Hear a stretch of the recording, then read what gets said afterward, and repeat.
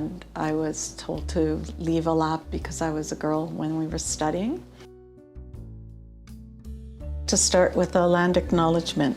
With their treaties, the First Nations and Métis, including the traditional owners of the Treaty 1 lands, where I now live and work, generously adopted my Jewish ancestors who were exiled by events in Europe. In the spirit of our aspirations to care for our planet and harmonize its peoples, reconciliation, and tikkun olam, I acknowledge and pay my respects to the Anishinaabe, Cree, Ojibwe, Dakota, Dene, and Métis peoples and their ancestors. Wetaskawin, Shalom, proceed in peace. Miigwech. Let's start with a short introduction. I had a randomized career, you might say, ending up finally with going to the Ontario College of Art and Design University, as it's now called.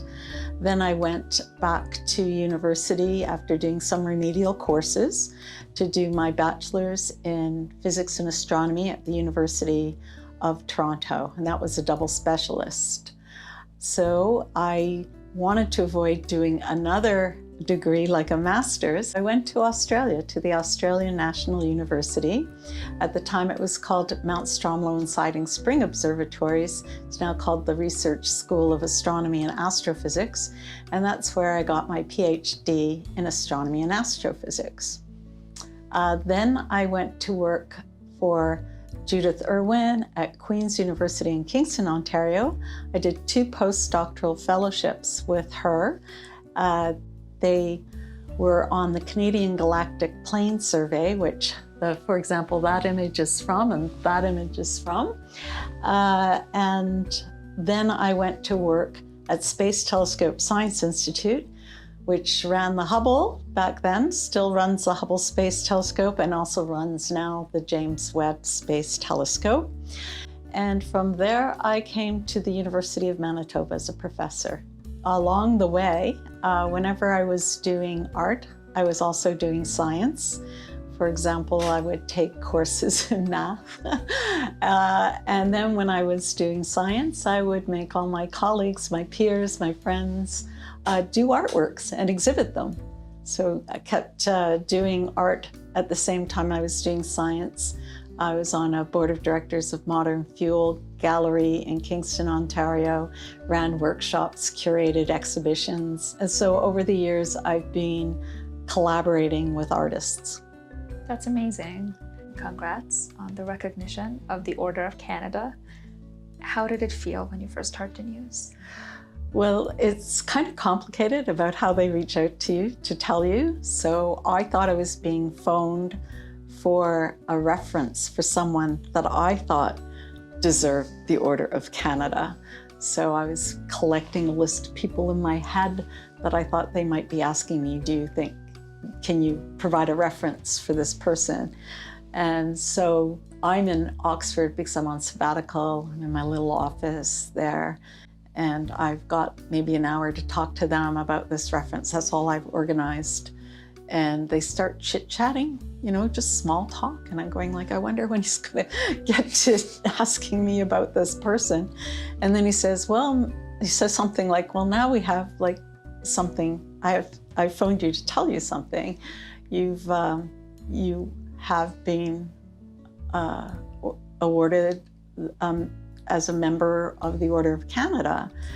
And I went, no, I don't think I heard you. Like, don't you need a reference from me? Isn't this for a reference for someone else? And he's going, no, Jayanne, this is for you. You have been awarded the Order of Canada. And I just was still in denial, like, no, it can't be me. I think that's an expression of what people say when they feel so humbled. Different people do different things. I have spoken to other people and they go into denial. They'll say things like, you're kidding, or something like that. And I was going, no, this must be a reference for somebody else. It's for you. No, it's for you. And then they say now, and then I got very emotional. And he said, well, I can tell by your response, I think I know what's going to be the answer to my question. We have to ask this question, do you accept the award? And of course I did. And then I went, I'd like to know what my responsibilities are for the award. I want to do something. Like I want to not just be given an award, but how can I contribute now that I've been given the award? And I think you can tell. And he did tell me a couple of things you get to do as a member of the Order of Canada. So you can participate in citizenship ceremony, for example, and I hear that's really rewarding to do. Usually when you are getting an award, what usually happens is you've applied for the award. So you've had to make up your CV, you have to do your own justification, all sorts of things like that. So you know that this award is coming up, maybe, if you're successful in the competition. If you ever look at a little bio that goes along with the talk or something, the person who's giving the talk had to write the bio. They had to write all the nice things about themselves. Nobody else came along and did it. This award is totally different. Nobody asked me for my CV. Nobody asked me for any input. I had no idea that this was happening at all. It has to go through this whole big process of people vetting you for this award. It goes to an advisory council and they have to deliberate. Finally goes up to the office of the Governor General. So it was totally out of the blue. It's not arbitrary. So what makes one feel really supported is that people recognize your work, makes you very proud to be Canadian, because it's Canadians that are vetting you, been doing your thing without expecting any award for what you're doing. And you know that some people are closed-minded to the work that you do, especially the kind of work I do. It's considered to be often a luxury as opposed to moving science along. And over the years, the landscape has changed, and scientists now think that it's very important and it impacts their science and what they plan to do, how they organize their projects and so on. But initially it didn't. So when you get the award, you just are so grateful that people are recognizing the activity of merging art and science together as something relevant and impactful. And so I'm very grateful to them. But that whole process is confidential. What were the challenges you had to face as you were moving along in your career? So clearly I'm a woman, which meant that there were a lot of challenges. When I first went to university, there was like 6 women in physics and like about 200 people, right? A lot of them wanted to go to med school, but they were doing physics and chemistry. And so it was totally uncomfortable, and I ended up dropping out. But of course I kept doing all these science and math classes afterwards. My cousin said to me, if we're reading Scientific American every month, don't you think we ought to go back to school for science? So, school meaning university. And she did a computer science degree at Columbia, and I did astrophysics, physics and astronomy at U of T. And going back, that was 11 years later. So first of all, I had to redo my math and physics before I could start it. When I went back, the whole thing had changed. So the first time around, we couldn't play sports with the guys. Second time around, we were expected to play soccer and score goals. First time around, it was very uncomfortable, and I was told to leave a lab because I was a girl when we were studying. Second time around, I was expected to figure out how to solve the problem, which math tool to use, and tell everybody how to do it. So that was like, okay, you're really, you know, on equal footing now. The young men all thought that the battle for women in science had been won, right? So they just expected us to do everything the same. And I felt so blessed that I had been able to go back over a decade later and find that that landscape had changed, and I was totally appreciated and supported. And the professors as well, their daughters were hitting the glass ceiling and they couldn't understand why their brilliant daughters weren't getting anywhere. So they would like get together with me and say, Jan, what's going on? Because I was a mature student.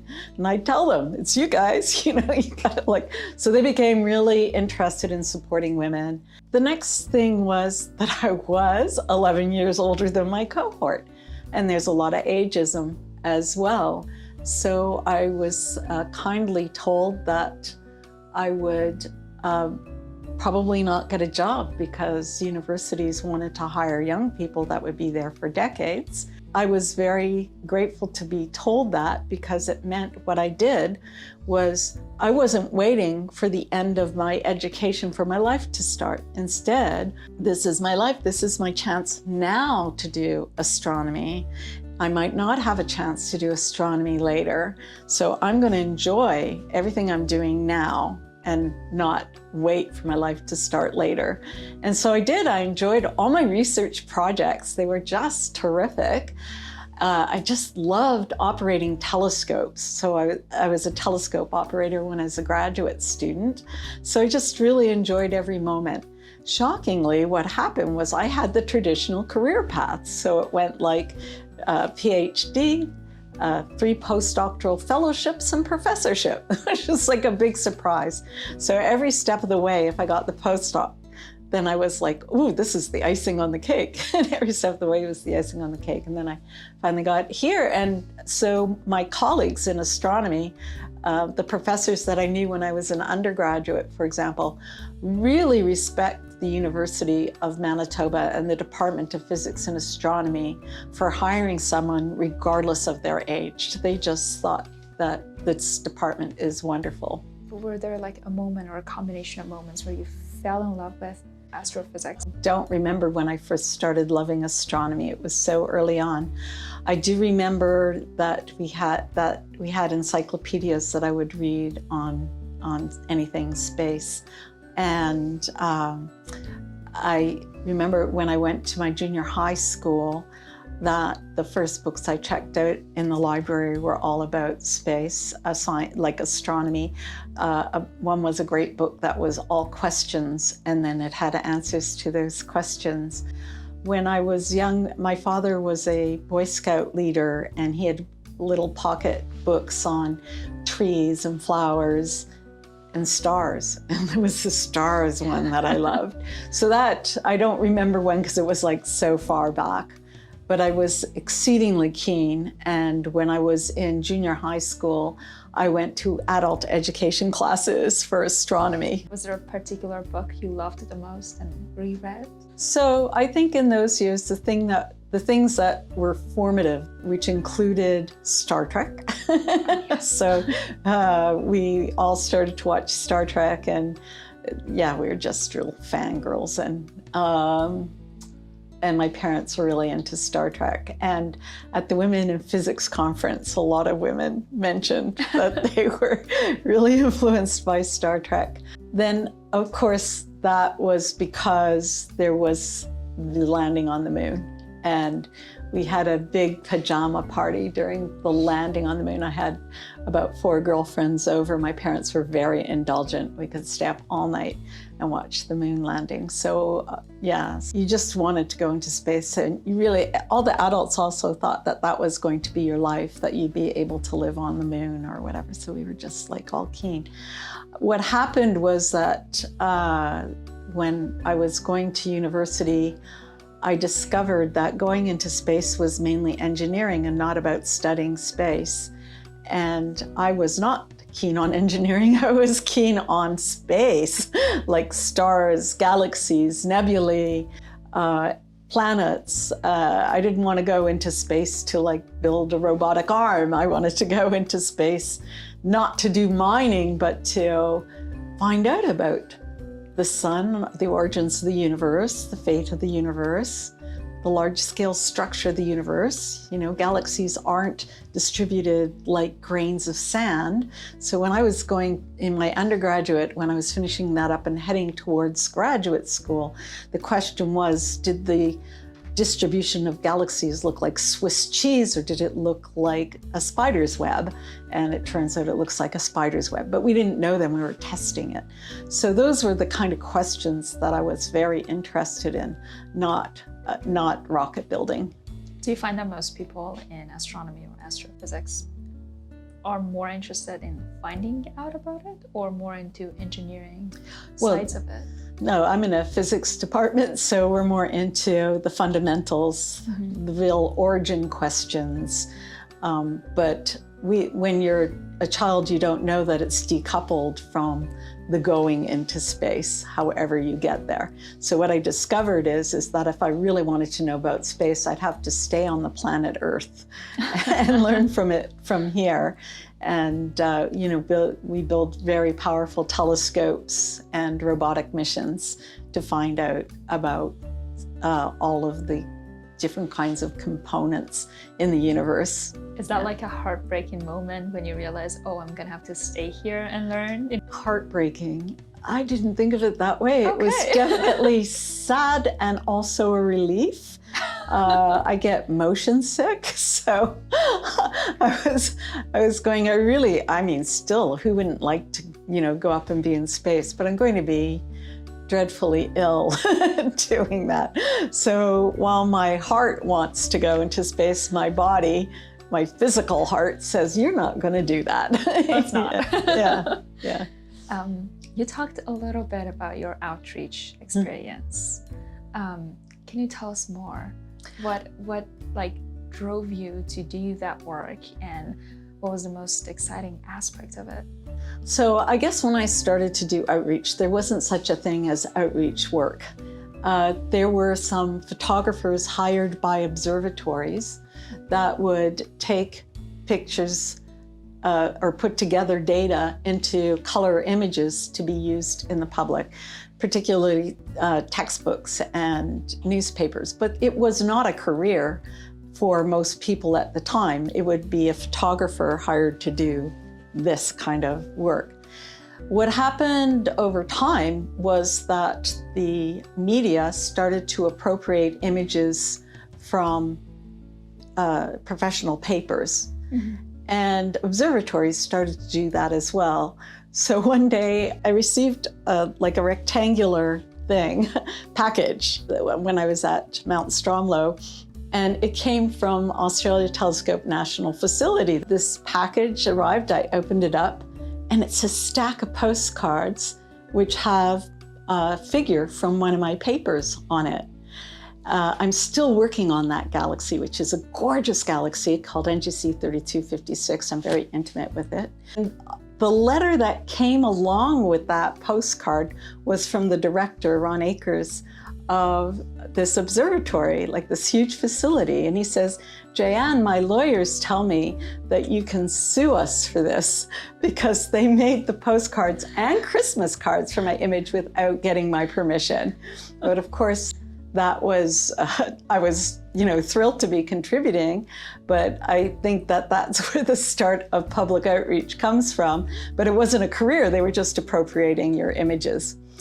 What happened afterwards was that places like NASA started to, instead of appropriating from the papers, make little teams that could take the actual data and make images from the data. And one of those teams was the Hubble Heritage Project. And I got hired by the Hubble Heritage Project to facilitate it. So be the coordinator of it. There's all sorts of things to do, like work out who gets credit for this image, whose name goes first. There was all sorts of stuff. Build a website. I built the website. I made a logo, did all this sort of stuff for the initial 2 years of that project. So what we did was talk to the scientists. We had the right to take the public data from the archive and make the images. But we would talk to the scientists who had collected the data for science, and we would try to get them on side, work with them, put their material on the website at the same time so they could describe the object. We had little biographies of who they were, all these different elements for a monthly release of an image we made. Because of my art background, I was training the rest of the team in color composition, how the eye gets led in the picture plane, and all these other different things. So the quality of our images were really quite high when we first started. And we also got there was different avenues for releasing images, not just putting it on the website at Space Telescope Science Institute, which is in Baltimore, but also you could give it to it was the American Astronomical Society's dissemination, and there was and we had direct dissemination to Astronomy Picture of the Day. So we had like everybody was like waiting. I think it was Thursdays, and it switched over at midnight, and then boom, the image would go up, and people would either be saying that's great, or the people from the Institute would be going, no, because they wanted it to not be very artsy. So we had to really make sure the images didn't have too much, I'm not going to call it manipulation because it wasn't, but we had to ensure that we used the techniques from photography. So in photography, you have techniques like dodging and burning, which lets you bring out faint regions at the same time as dark regions, and we would do that. But I can give you a little example. I don't know if it's helpful or not, but if you're doing an image and you're an artist, you know never to stick it dead center, because if you do, it's static. And if you happen to look at that, usually the eye-brain system will go like, been there, done that, it's a bullseye, I don't have to look at it. And so people aren't engaged with the image. But if for some reason they're made to stay and look at the image, then that thing in the center starts to look like it's slipping down. So I had to train them to always put it above center, offside somewhere, so it would be dynamic. But astronomers want to have the field of view dead center. So we had to do a lot of what's also called in-reach and educate our scientists as well, that if they came screaming at us like it's not in the dead center, we'd have to like tell them, okay, this is why, stare at it a while, you'll see that it starts to slip down. If you notice, say on an image like this, that the mat is always deeper on the bottom than it is at the top, and that's to help things not look like they're going to fall out of the picture frame. I will say that there's probably more pathways for outreach these days than there was when I started. You could like count, there was like 5 of us. It's like there was a lot of volunteers doing outreach. Now I think there's slightly more opportunities for making a career out of doing outreach, which is quite nice to see. Absolutely. And the fact that you just like at one point you had this obstacle, and then 11 years later you had another one, but then you didn't back out and you were like, I'm gonna do it this time. I think that's what gets many of us through this whole education system, is we become really stubborn. So stubbornness really helps. I got to learn this stuff, and I get stubborn, and I'm going to learn it even if I'm not going to use it later. And then you discover you do use it later as well. You do have to just stubbornly keep going ahead. What we try to do nowadays is change the culture as well. So it's not good enough to work as an individual alone, just stubbornly going through. What you should also stubbornly do is try to change the culture, network with people, find allies. I had a lot of allies. There weren't women. There were hardly any women. There were 3 women at the University of Toronto at the time that I was an undergraduate. One was a professor, one was our TA, and one was someone who was a postdoc, which I never saw because she was in a little office, right? So it was only when you worked as a summer student, you discovered, whoa, there's another woman. So there was hardly any role models, but there were mentors, allies, male mentors and allies, feminists. They were feminists, these guys. So that was very nice. At the University of Toronto, that's what happened. When I was a graduate student at Mount Stromlo and Siding Spring Observatories, an Australian National University. There, I was asked to write a report on sexism. And I was told it was supposed to be a 2-page report. I wrote 2 pages of the report and 5 pages of appendix. Of course, the place didn't perceive itself as sexist, but everywhere else in Australia perceived that institute as sexist. So regardless of whether it was or not, it was perceived as sexist. And so they took action and started to, the same way they were headhunting bright male astronomers, they started to headhunt bright female astronomers. Can you let us know how your experience has been here at the Faculty of Science, University of Manitoba? As a woman? As a woman in physics. So as a woman in physics here, it was lovely to come here. There were 2 of us hired at the same time, myself and Dr. Samar Safiharb. And so we were the 2 professors in astronomy and then 1 other professor who was about to retire a year or 2 later.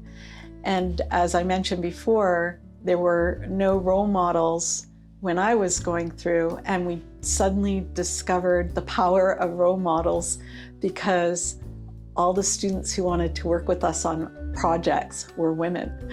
So we actually had to hire men to even out our balance, our gender balance in the end, so that we would have, so it was really interesting. Also, it was very comfortable being a woman here in terms of our colleagues. They just treated us the same. They were very happy to pat us on the back when we did well and acknowledge us. And a lot of the things that women have to deal with, like being ignored in meetings, that was not a factor here. We weren't ignored. So it was very exciting to come here. When I first moved here, I would say our department was utopia. So that's amazing. That's wonderful to know. If you look back and you see your younger self, what would you tell her? What would your advice be? Get over imposter syndrome. Don't let it get to you. Learn techniques for having confidence. Learn relaxation techniques, various things that will help you through exams. Just find any tool that you can that's going to help you through exams and projects. Network with people, make them your friends and colleagues and peers so that you all can support each other while you're doing work.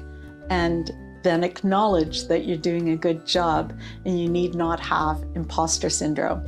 And if you find that you're getting imposter syndrome, like you think somebody's going to discover that you can't do this, then just imagine that person saying, you shouldn't be here, and get angry. Get angry at them and say, yes, I should be here. And just try to get over feeling like you're an imposter and enjoy what you're doing, because you are doing a good job. Women do as well as men, and we are doing the same job. Thank you so much for giving us your time today, sharing your wisdom and your journey with us. Thank you for inviting me to talk to you.